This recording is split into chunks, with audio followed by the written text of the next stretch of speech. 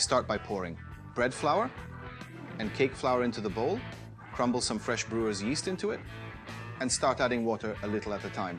Some people use tap water, others prefer bottled water. For this recipe, all you need is water which is at room temperature, not too hot and not too cold. I'm kneading it by hand, but if you have a dough hook at home, feel free to use that instead. If you're a beginner, I highly recommend using your hands, partly because it's fun to get messy with the flour, and partly because you can really understand what's happening to the dough. Once there's not much water left, we can add the salt.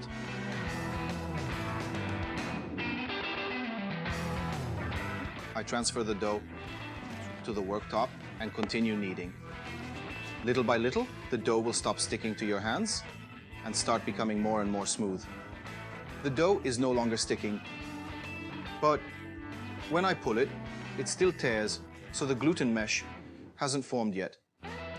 Everyone has their own method of kneading. I take a flap, bring it to the center, and then, with the base of the palm, push it inside.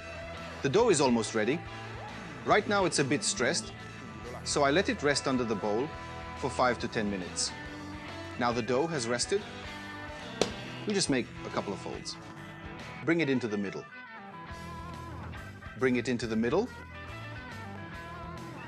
and then I pull it towards me, like this, creating tension in the dough.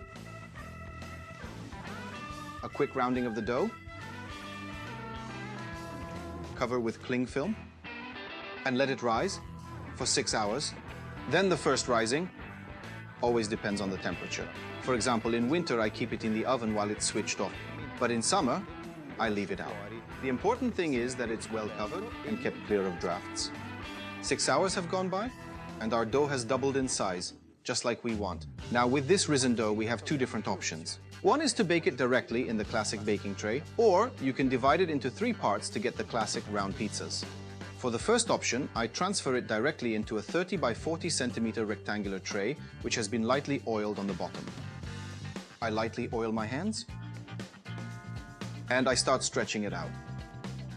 If it starts to pull back, like in this case, wait for 5 to 10 minutes, again making sure that your hands are lightly oiled. Try to make sure that it covers the whole tray. Now that the dough is properly spread out, I cover it with a cloth and let it rest for at least 30 minutes. Now that 30 minutes have gone by, I can top my pizza in the baking tray. Tomato puree. Feel free to top it with whatever you like best. A few cloves of garlic, anchovy fillets, some oregano, and a nice splash of olive oil.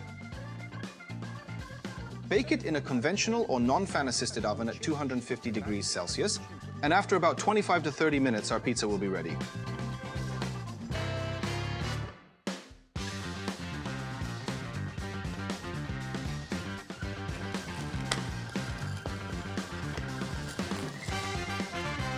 Second option, divide the dough into 3 equal parts.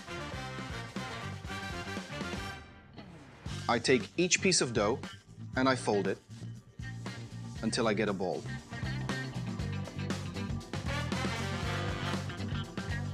And I let it rest in a lightly oiled baking tray. A sprinkling of flour, and I gently rest the cling film on top of the balls without crushing them too much. This will prevent it from getting crusty. We're going to let our 3 dough balls rest well covered for at least 30 minutes. Now the dough balls are ready, and we can spread them out. Take the first one. I take some semolina to help me out and start to create the shape of the pizza. I get rid of the excess semolina, start from the middle, and what I'm doing here is trying to get a nice crust. I take the peel, spread the dough out on top of it, make it nice and neat, a splash of oil. Now we let the pizza base cook for 6 minutes, then top it and put it back in for another 6 minutes. And now I'm going to top it. Some friarielli, sausage, and provola cheese.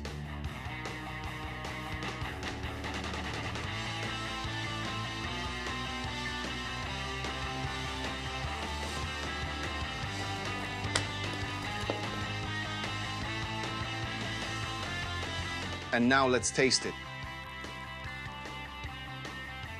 Enjoy your pizza.